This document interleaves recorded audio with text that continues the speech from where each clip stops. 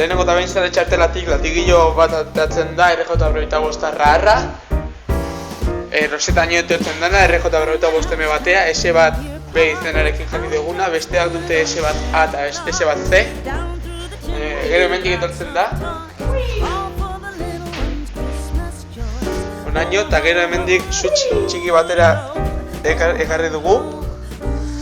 Eta switchetik ikusten dugunez, S bat kable hau hemendik joaten da. Kable hau da.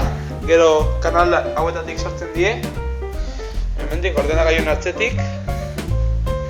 Hemendik segitzen du, hemen beste fila bat daukeu. Hemendik segitzen du. Hoitik.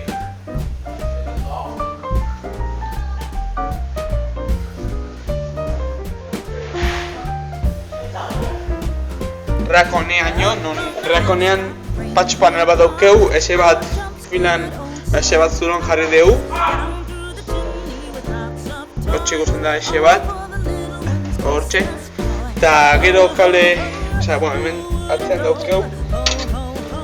Hauxe da gurea. Eta gero hemen daukeu S bat kablea, nun hemendik etortzen da. Eta honean iristen da, A bat zuloraino. Eta gero switch nagusitik hemengo routerra egarriko dugu rack hau pasauta. Hemengo routerra eta jazta.